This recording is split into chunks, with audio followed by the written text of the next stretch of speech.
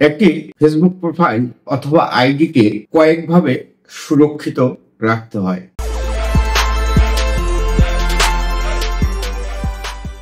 সম্মানিত সুধী, আসসালামু আলাইকুম। আমার নতুন আরো একটি ভিডিওতে আপনাদের সবাইকে স্বাগত জানাচ্ছি।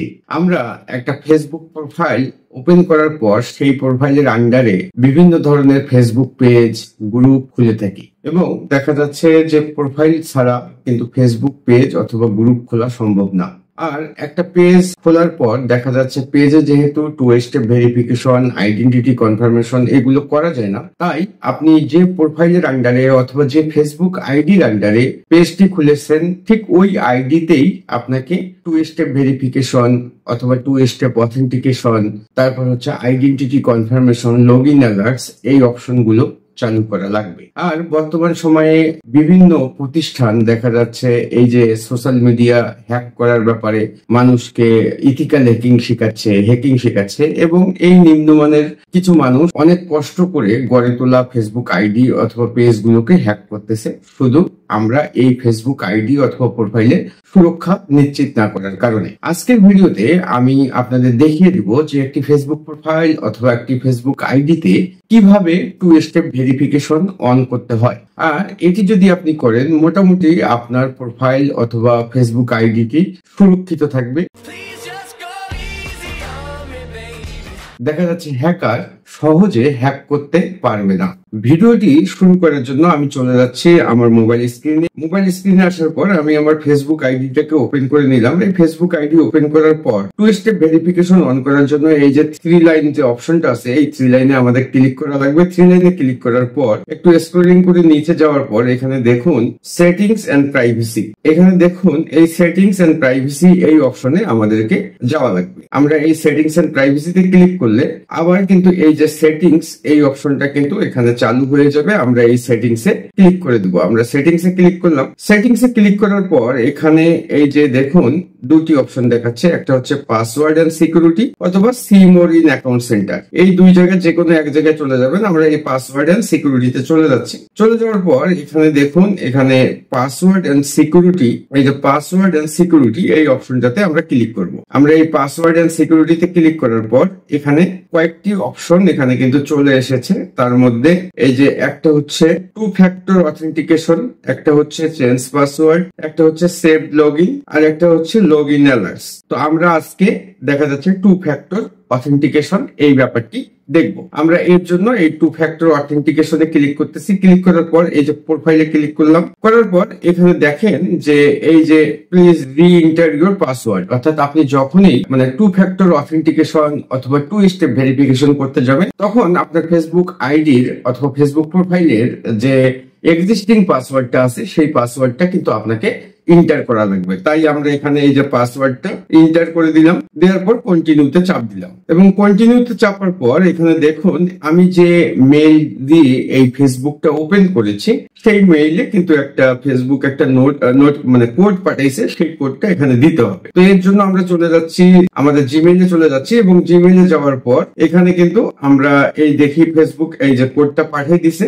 এই কোডটা আমরা কপি করে নিলাম এবং কপি করে দেওয়ার পর আমরা এই যে ফেসবুকে এই কোডটা আবার বসাই দিলাম। বসাই দেওয়ার পর এখানে যে অপশনটা দেখাচ্ছে সেটা হচ্ছে এই যে হেল্প প্রোটেক্ট ইউর অ্যাকাউন্ট। এখানে যদি আপনি পড়তে চান সেক্ষেত্রে আপনি পড়তেও পারেন।